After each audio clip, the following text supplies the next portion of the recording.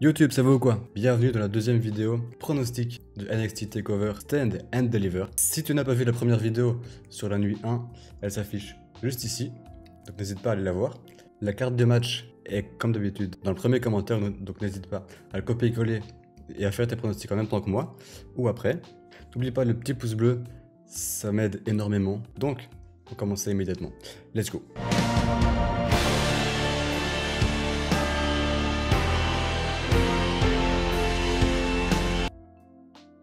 Qui est le vrai champion Cruiserweight? Pour moi, le vrai champion Cruiserweight, c'est Santos Escobar. The real Cruiserweight champion. Ouais, j'ai pris son accent, ouais. J'ai fait des accents mexicains, ouais.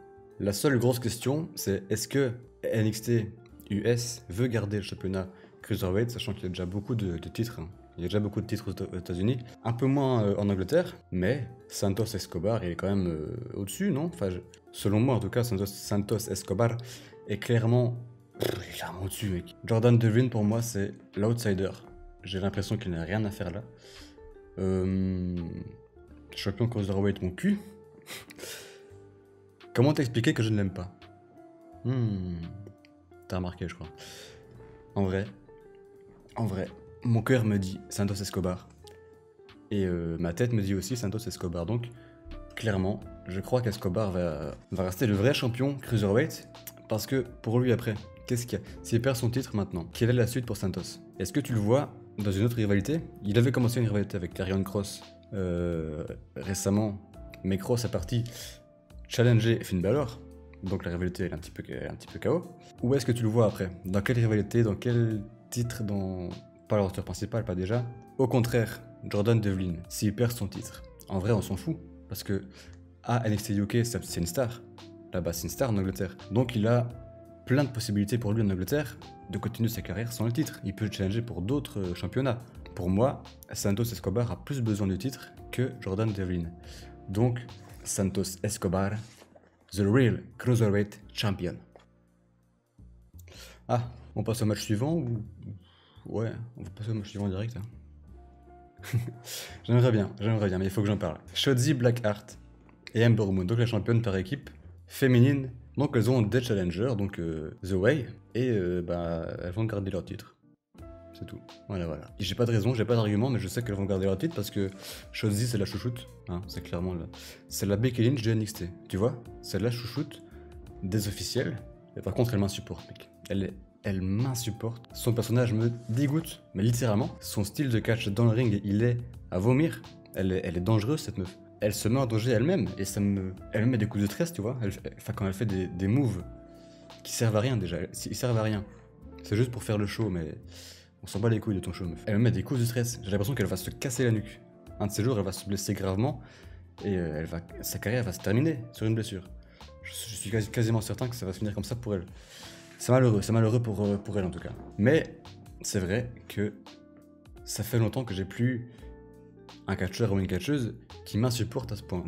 Depuis Becky Lynch. Et encore, Shotzi m'insupporte plus que Becky, tu vois. Pour tout te dire, à chaque fois que j'entends leur thème d'entrée ou qu'elle gagne un match, ma réaction, littéralement, c'est ça. Littéralement, mec. Mais bon, c'est que mon avis. Je suppose que peu de personnes le partagent. Mais bon, en tout cas, sûr et certain, Shotzi et Ember Moon gardent leur titre, hein, y a pas à discuter.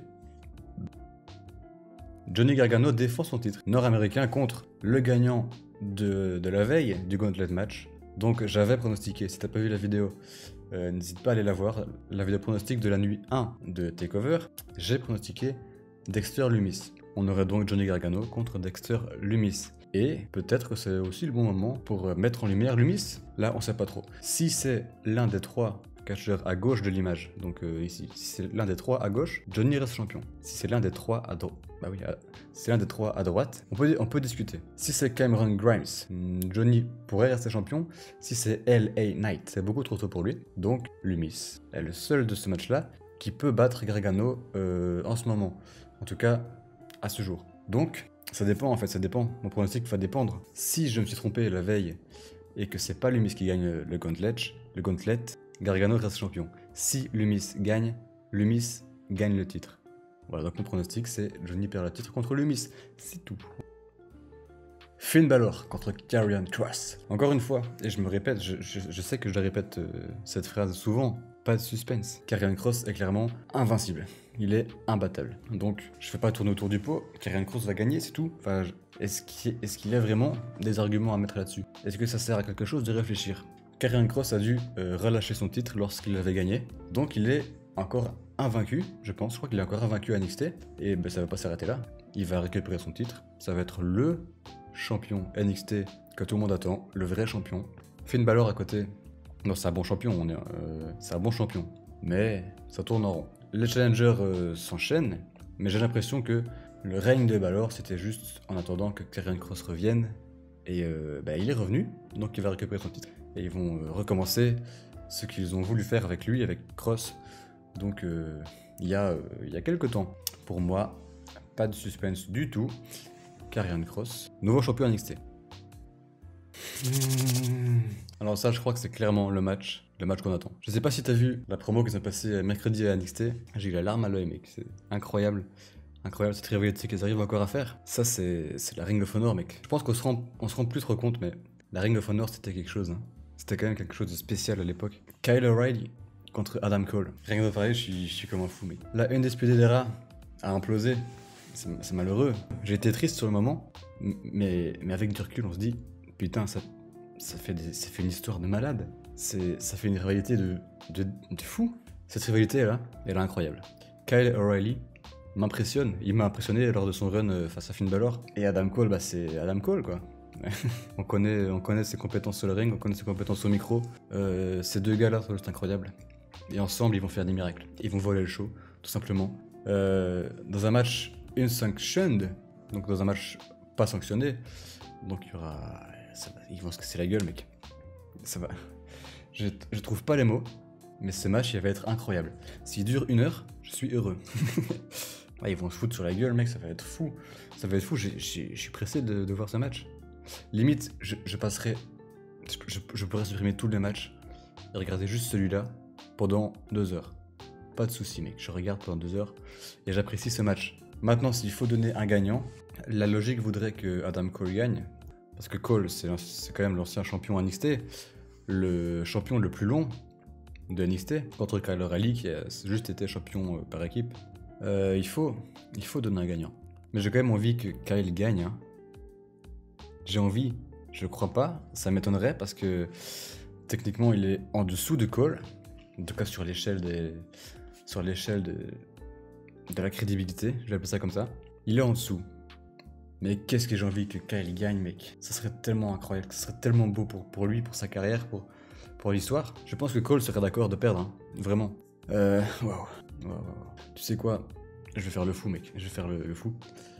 Je sais que la logique voudrait que Cole gagne. Mais j'ai envie, je me répète, j'ai envie de pronostiquer sur Kyle O'Reilly. Là, on est peut-être à du 30 contre 1, hein. Mais je pose mon argent et je te dis que Kyle O'Reilly va gagner le match. C'est plus une envie qu'un pronostic en fait. Et j'ai envie de le pronostiquer et j'ai envie d'y croire.